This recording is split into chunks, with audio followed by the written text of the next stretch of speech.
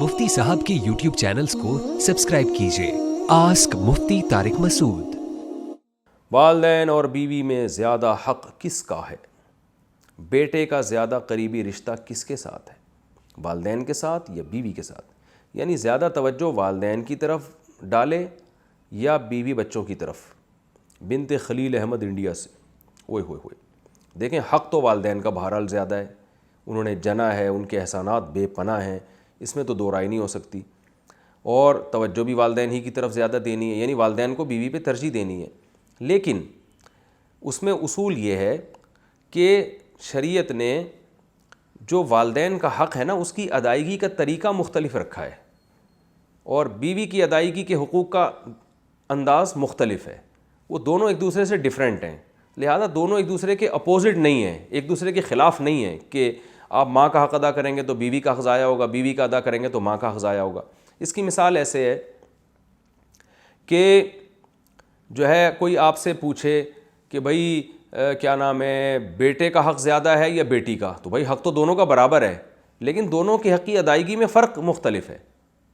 बेटे को आप कमाने के काबिल बनाते हो, बेटी का हक़ ये कि उसके लिए अच्छा रिश्ता तलाश करते हो, ये अंदाज़ मुख्तलिफ होते हैं। भाई का हक़ अलग तरीके से अदा किया जाता है, बहन का हक़ अलग तरह से अदा किया जाता है। तो यहाँ भी यही है कि वालिदैन का जो हक़ अदा किया जाएगा वो ये कि उनको तकलीफ़ से बचाया जाए। बाकी टाइम ज़्यादा किसको दिया जाता है? वो बीवी को दिया जाता है, इसलिए कि वालिदैन को आपके ज़्यादा टाइम की ज़रूरत नहीं होती, क्योंकि अल्लाह ताला ने दो दिलजोई के लिए पैदा किया, वो मियाँ बीवी को एक दूसरे की दिलजोई के लिए पैदा किया, तो वो एक दूसरे से टाइम मांगते हैं। माँ बाप ज़्यादा टाइम नहीं मांगते, आप 24 घंटे में थोड़ी देर भी वालिदैन के पास बैठ जाएंगे तो वो खुश हो जाते हैं। वो नहीं चाहते कि हर वक्त चिपक के ही रहो, हमारे साथ ही रहो हर वक्त। तो इसलिए वालिदैन को अक्सर लोग अपने वालिदैन को सफ़र में अपने साथ नहीं लेके जाते, घूमने फिरने जाते हैं तो बीवी को लेके जाते हैं। तो इसलिए कि बीवी के हुकूक़ में ये चीज़ दाखिल है। कुरान में भी अल्लाह ने इरशाद फरमाया व साहिबतिही व बनीही, कुरान में अल्लाह ने बीवी को साहिब कहा है। साहिबा का माना साथ रहने वाली, तो साथ रहने वाली क्योंकि वाइफ है तो टाइम आम तौर पर उसको ज़्यादा दिया जाता है।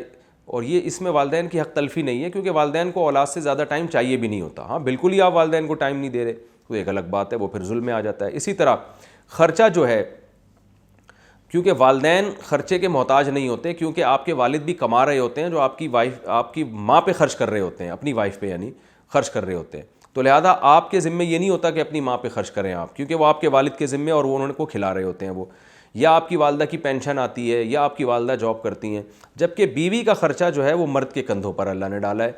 तो इस लिहाज से इंसान ये हो सकता है कि माँ बाप को ना दे रहा हो, बीवी बच्चों को खिला रहा हो, तो इसमें कोई गुनाह नहीं है। गुनाह जब होगा जब माँ बाप जो हैं वो उनका कमाने का कोई ज़रिया नहीं है, तो ऐसी सूरत में आप बीवी बच्चों को खिला रहे हो, माँ बाप को नहीं खिला रहे हो, तो आपको बहुत सख्त गुनाह होगा।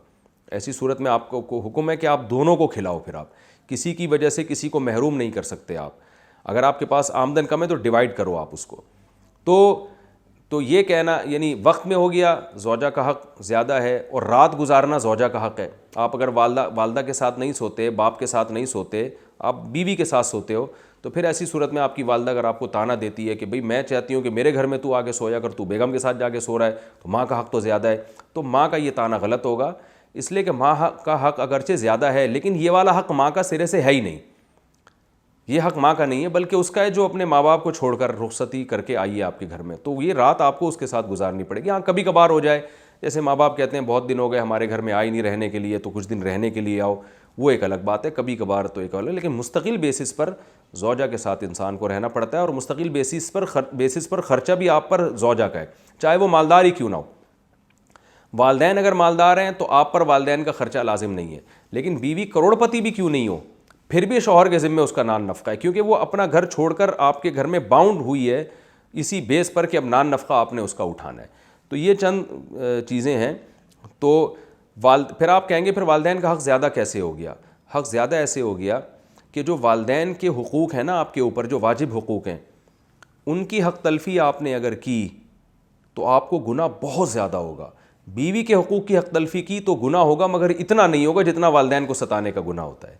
तो इस लिहाज से वालिदैन का हक़ ज़्यादा है। और मुबाह चीज़ों में वालिदैन का हक़ ज़्यादा है। मुबाह का मतलब वो काम जो आप पर वाजिब नहीं है, उसमें बीवी एक काम का हुक्म दे रही है, वालिदैन उसके ख़िलाफ़, तो फिर आपको वालिदैन की बात माननी है। मिसाल के तौर पर ہفتے کے دن جناب آپ کی ماں کہہ رہی ہے کہ بیٹا مجھے جو ہے نا وہ آج ذرا تھوڑا سا پارک میں گھما کے لے آؤ, میری طبیعت خراب ہو رہی ہے, مجھے ڈاکٹر نے چہل قدمی کا حکم دیا ہے.